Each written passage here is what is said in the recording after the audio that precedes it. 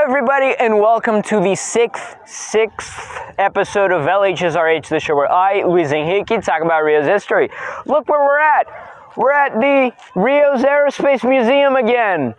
I know what you're probably thinking, God, are these people running out of content so they just have to revisit the same places over and over again in order to get videos done? Let's skip over that question. Today, I'm going to be talking about something a little bit different. Last time that we were here, we talked about Santos Dumont. If you haven't seen it, check it out. Today, we're going to be talking about something a little bit different, which is World War II. I'm sure you've heard of it. And Brazil, different to what many people may think, actually had a part to play in it. And we're about to explore that part right now. You ready? Let's go. Remember it? We're not going to talk about it today, though.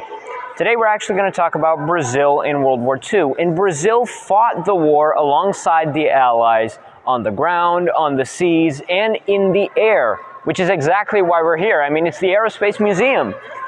It has an entire area dedicated to World War II called the FAB na Guerra, which actually means the Brazilian Air Force at war. And we're going to check out the entire history right now. And to kick off the museum, it starts off exactly where our story started, which was in 1943 when we created our first fighter aviation group. And it showcases the P-47 Thunderbolt, which was the plane that we flew in Italy from 44 to 45, which is this one right over here, which is actually right out there, as you can see. And here it is. The P-47 is even bigger in person, I can guarantee you that. I mean, take a look at some of the most important details surrounding the airplane. If you want to take a look, you can pause the video right now and take a read. And just before we continue on, this thing is actually real. This is not a replica. This thing fought in Italy. So this one is awesome too.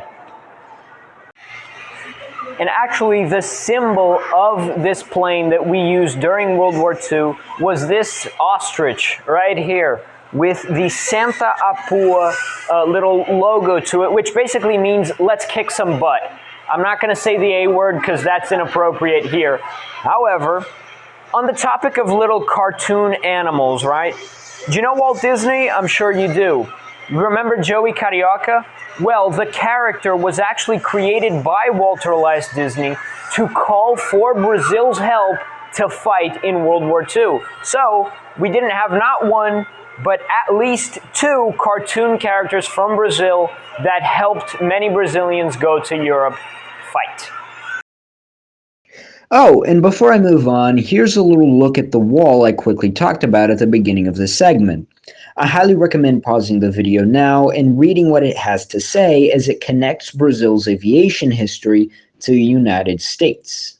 And as we said at the beginning of the video, Brazil fought alongside the Allies, and for that to happen, we were actually trained by the United States in the United States Brazilian Air Training Unit, or USBATU, in Natal, in Brazil.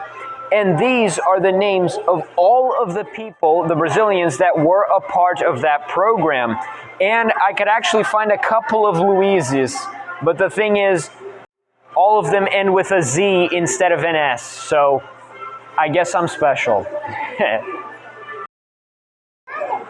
And just before we head into our next location of the video, I would like to quickly mention these 19 brave Brazilian souls that lost their lives fighting in the Italian battlefield. They are some of the most awesome human beings of all time.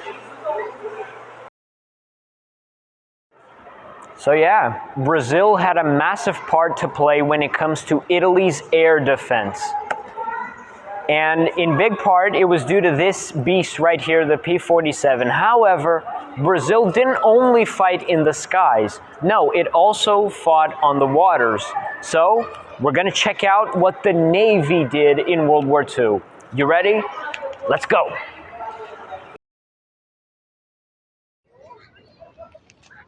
And in order to showcase the Brazilian Navy's contribution to World War II, we have come here to the Navy's cultural space, where we're going to check out some really awesome equipment. You ready? Let's go. And to kick things off, we have to answer the main question, which is, what was the Brazilian Navy's main mission during World War II? Well, we were set to protect, with the help of the US's Navy, we were set to protect all the different convoys coming from the Americas to Europe from potential submarine attacks. And in order to do this, we utilized destroyer-class ships like this one, the CTE Bauru, which we are about to see right now. I gotta tell you, this ship is a prime example of top-notch military engineering. As I walked aboard the CTE Bauru, I was truly blown away by the sheer amount of weaponry that could be found in such a relatively compact space. I mean, this thing was built as a Nazi submarine destroyer. It had to be well equipped for its job, and I could practically feel the destruction this beast could produce. And I may or may not have gotten carried away by the whole thing.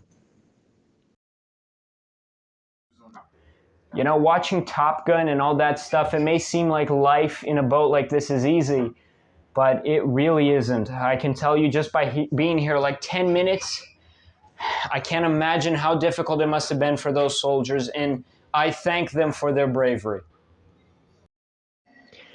And I mean that when I say it. As I said earlier, this is a relatively small military ship that uses every last inch possible to build guns. That means that it has very little space for the crew, which, by the way, could reach up to 216 people. I could barely stay in there for 1 hour, and it truly gives you a bigger appreciation for the men and women who voluntarily decide to follow through with this lifestyle in order to protect their nations. And in the case of this specific vessel, the core purpose was to escort convoys with valuable supplies for the European soldiers.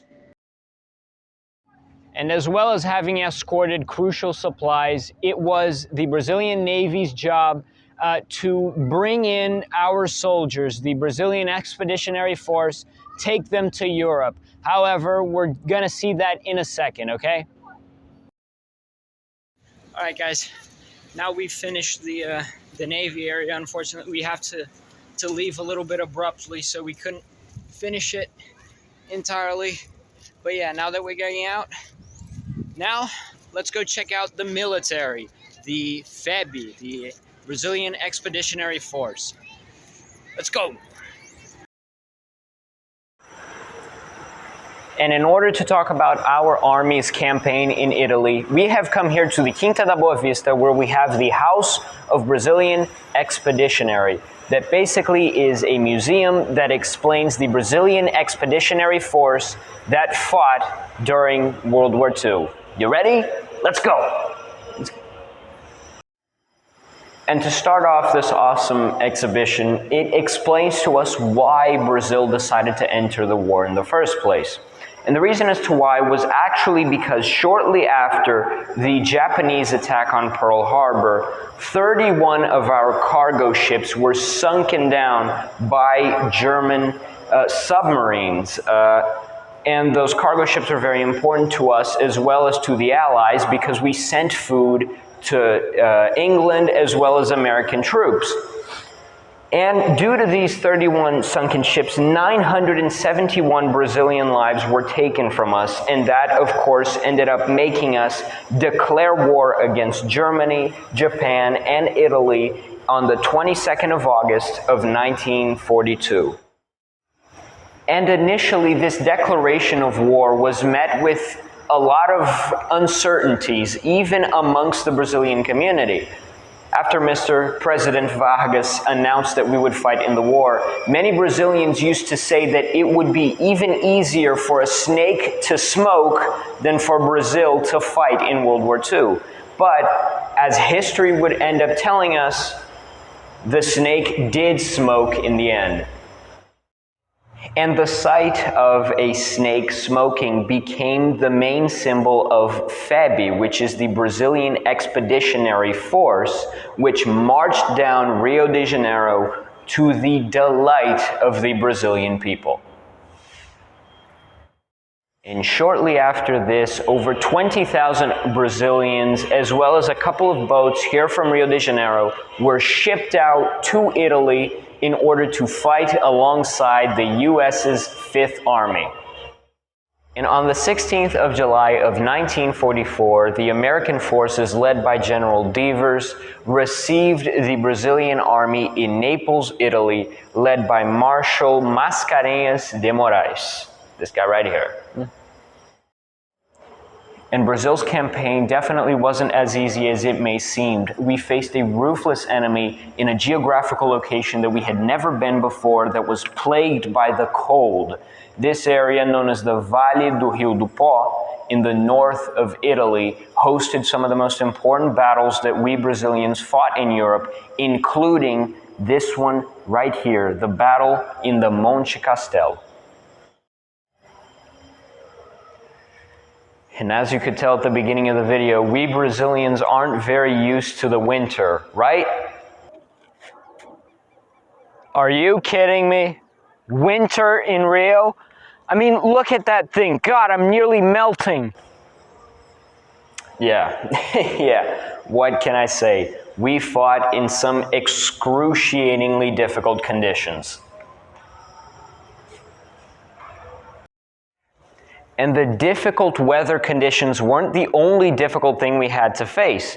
We faced a ruthless enemy, but we didn't do that alone. We faced it with the help of all these incredible inventions right here, including this legendary Jeep and a bunch of military artillery that is all in this room. It is really, really cool.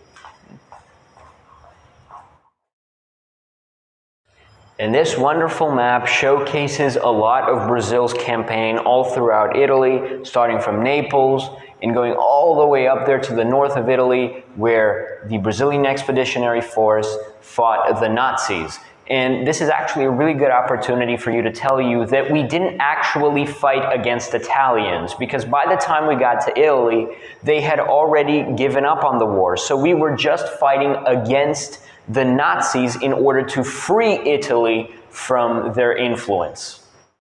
And in order to thank us for liberating them from the Nazi influence, still to this day, many northern Italy cities sing the Brazilian national anthem every 7th of September, which is our Independence Day. And our military campaign alongside the US's Fifth Army was so successful that in the end, we managed to imprison over 20,000 German soldiers. I mean, look at that. It is a really, really impressive feat. And on the 18th of July of 1945, aboard the North American General Meigs transport ship, General Mascarenhas de Moraes arrived here in Rio de Janeiro to, once again, the delight of the Brazilian people. And the experience we gathered along the way, like what we did piloting the M4 Sherman, the legendary American M4 Sherman, taught us a lot of things and ended up inspiring us and helped us create our own military equipment like the Osório right here, which was built in the 80s. This is Brazilian made and it is awesome.